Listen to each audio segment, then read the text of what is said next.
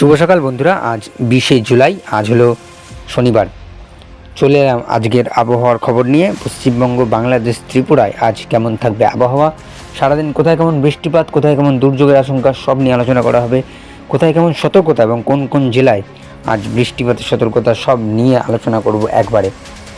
তাই ভিডিওটি স্কিপ না করে সম্পূর্ণ ভিডিওটি দেখবেন এবং চ্যানেল নতুন হলে চ্যানেলটিকে সাবস্ক্রাইব করবেন। আরেকটি কথা, যেটা হচ্ছে আপনাদের প্রতি ভিডিওতেই বলে থাকি যে আপনারা যেই শহর এবং যেই জেলা থেকে দেখছেন সেই জেলা থেকে একটু কমেন্ট করে জানান আপনারা কোন শহর এবং কোন জেলা থেকে দেখছেন। সেখানে দেখা যায় না আপনারা কমেন্ট করেছেন, তাই আপনারা অবশ্যই কমেন্ট করবেন, এতে সুবিধা হয় আবহাওয়ার খবর দিতে।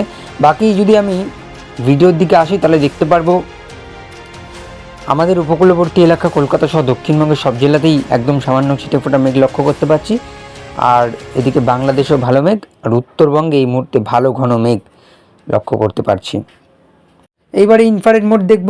ইনফ্রারেড মোড সঠিক খবর একদম তুলে ধরে আপনাদের সামনে। এই মুহূর্তে উড়িষ্যা উপকূলে ভালো মেঘ এবং সেখানে ভালো বৃষ্টি নিম্নচাপের জেরে। আর যেটা বললাম, উত্তরের সব জেলাতেই ভালো মেঘ রয়েছে। এদিকে আসামের দিকে একটু সামান্য ছিটেফোঁটা বৃষ্টি লক্ষ্য করতে পারছি বন্ধুরা। তার সাথে যদি দেখতে পারি এই মুহূর্তে কোথায় কোথায় বৃষ্টি লক্ষ্য করতে পারছি, বিশেষ করে উত্তরে বৃষ্টি নেই, দক্ষিণবঙ্গেও সেরকম বৃষ্টি লক্ষ্য করতে পারছি না, গোটা বাংলাদেশেও তেমন কোনো বৃষ্টি লক্ষ্য করতে পারছি না, ত্রিপুরাতেও বৃষ্টি লক্ষ্য করতে পারছি না। আর এইদিকে নিম্নচাপ কি বলছে? নিম্নচাপ বলছে এখন নিম্নচাপের অবস্থান যেটা আছে সেটা হচ্ছে উড়িষ্যার একদম উপরে, সেন্টার অফ উড়িষ্যা, ভুবনেশ্বরের দিকে, যেটা কিনা এখন ভারী বৃষ্টি বানাচ্ছে। অন্ধ্রপ্রদেশের দিকে ভালো বৃষ্টি লক্ষ্য করতে পারছে বন্ধুরা। সকাল 11টার আপডেট বলছে কলকাতা সহ দক্ষিণবঙ্গে মেঘলা আকাশ এবং বিক্ষিপ্তভাবে কোনো কোনো জায়গাতে বৃষ্টি লক্ষ্য করতে পারছি বন্ধুরা। তার কারণ সেই নিম্নচাপ। দুপুর 3টের সময় আমরা দেখতে পাচ্ছি নিম্নচাপটি একটু সরে এসছে উড়িষ্যা উপকূলের কাছাকাছি, এবং যার জেরে বৃষ্টিপাত আমরা লক্ষ্য করতে পারতে পারি দক্ষিণবঙ্গে। কিন্তু আজ ত্রিপুরায় ভালো বৃষ্টি আমরা দুপুরবেলা দেখতে পারি। এটা দুপুর 3টের আপডেট। একটু সময় নেব, সন্ধ্যে 6টার আপডেটে যাব। সন্ধ্যে 6টার আপডেট বলছে নিম্নচাপ একটু সরছে, এবং সরছে কোথায়? মধ্যপ্রদেশের দিকে, অর্থাৎ মধ্য ভারতের দিকে যাচ্ছে নিম্নচাপ।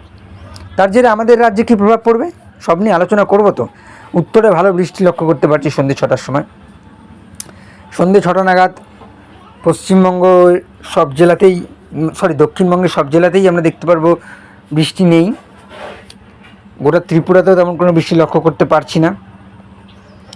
রাত 12টার আপডেট বলছে তেমন কোনো বৃষ্টি লক্ষ্য করতে পারছি না। নিম্নচাপ অনেকটা সরে গেছে এবং মধ্যপ্রদেশের দিকে চলে গেছে।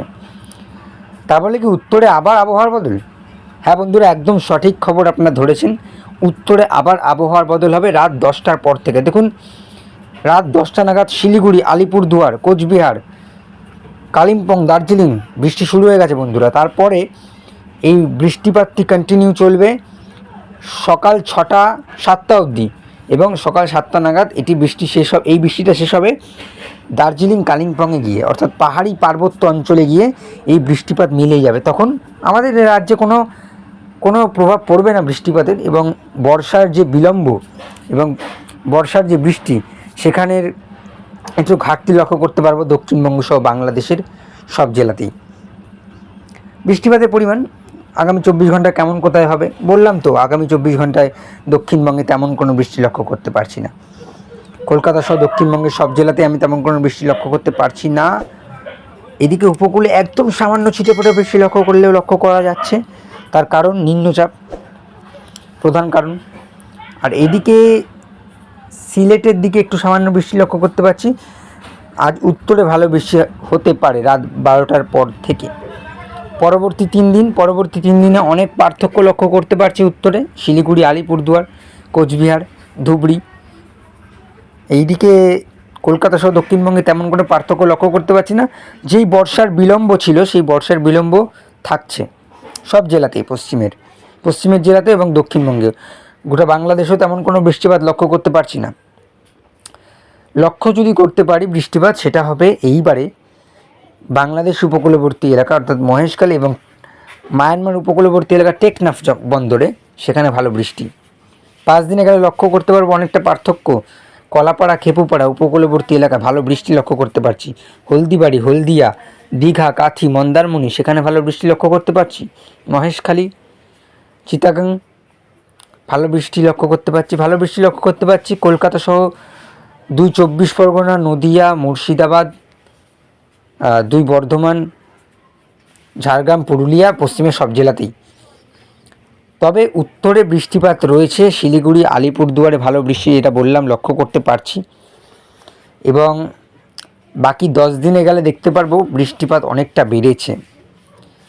কলকাতা সহ দক্ষিণবঙ্গের সব জেলাতেই বৃষ্টিপাত বেড়েছে এবং বিশেষ করে উপকূলবর্তী এলাকায় বেড়েছে। তার আগে একবার উত্তর দিকে গেলে দেখতে পারবো শিলিগুড়ি, আলিপুরদুয়ারে তেমন কোনো বৃষ্টি লক্ষ্য করতে পারছি না।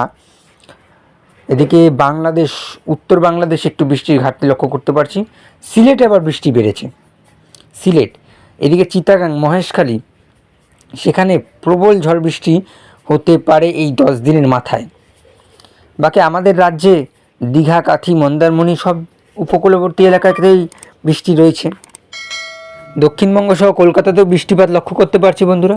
বাকি বলা যেতেই পারে যে বর্ষার বৃষ্টি হবে।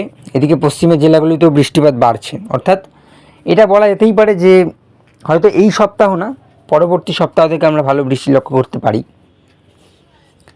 যাই হোক, তাপমাত্রা কি বলছে বন্ধুরা, এইটা মেন। তাপপ্রবাহ কিন্তু চলছে সব জেলাতেই এবং ভ্যাপসা গরম রয়েছে, যার জন্য মানুষ এই মুহূর্তে আকাশের দিকে চেয়ে আছে কখন কীরকম বৃষ্টিপাত হবে। সব নিয়ে আলোচনা করব, তো তাপমাত্রা দিয়ে আলোচনা করব।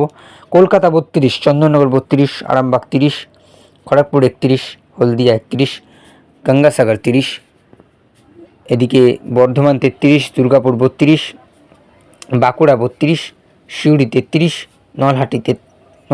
নলহাটি 30, গোড্ডা 33, মালদা 33। এদিকে সরাসরি উত্তরের দিকে যাব, শিলিগুড়ি 33, জলপাইগুড়ি 33, ধূপগুড়ি 33, আলিপুরদুয়ার 33। অর্থাৎ তাপপ্রবাহ চলছে এবং গোটা বাংলায় চলছে তাপপ্রবাহ। বাংলাদেশ থেকে শুরু করব এবার। চিটাগাং 30, ফটিকচারি উপজেলা 29, এদিকে মতিরহাট 30, ফরিদগঞ্জ 31, বরিশাল 31, লালমোহন 30, খুলনা 32, লোহাগড়া 31, যশোর 31, ফরিদপুর 32, ঢাকা 32, পাবনা 33, বগড়া 32, সিংড়া 32, মহাদেবপুর 32, ময়মনসিংহ 32, চাররাজিপুর 33। উত্তরে গেলে উত্তর বাংলাদেশে তো ওখানে গরম বাড়ছে, রংপুর 33, ঠাকুরগাঁ 34, সিলেট 34। অর্থাৎ তাপপ্রবাহ চলছে বিশেষ করে দক্ষিণবঙ্গ সহ উত্তরবঙ্গ এবং বাংলাদেশ এবং ত্রিপুরাতেও। যাই হোক, এইবারে আমরা লক্ষ্য করব কোথায় আর সতর্কতা কেমন রয়েছে। দেখুন, আজ সতর্কতা বলতে তেমন কোনো সতর্কতা লক্ষ্য করতে পারবো না দক্ষিণবঙ্গ সহ কলকাতায়, এবং আজ লক্ষ্য করব উত্তরবঙ্গে, যেটা রাতে আমি বললাম যে বৃষ্টিপাত হতে পারে। কোথায় কোথায় একটু বলে দিই। গ্যাংটক, এদিকে দার্জিলিং, কালিম্পং, শিলিগুড়ি, আলিপুরদুয়ার, কোচবিহার আর জলপাইগুড়ি, এই জেলাগুলিতে, সঙ্গে দক্ষিণ দিনাজপুর, এই জেলাগুলিতে আজ বৃষ্টিপাতের জন্য, বজ্রবিদ্যুৎ সহ বৃষ্টিপাতের জন্য হলুদ সতর্কতা জারি হয়েছে বৃষ্টিপাতের জন্য। বাকি আসামের গুয়াহাটির দিকে একটু রয়েছে। বাদবাকি যদি বলতে পারি দক্ষিণবঙ্গ সহ কলকাতা এবং বাংলাদেশ সহ ত্রিপুরায় আজ কোনো সতর্কতা নেই।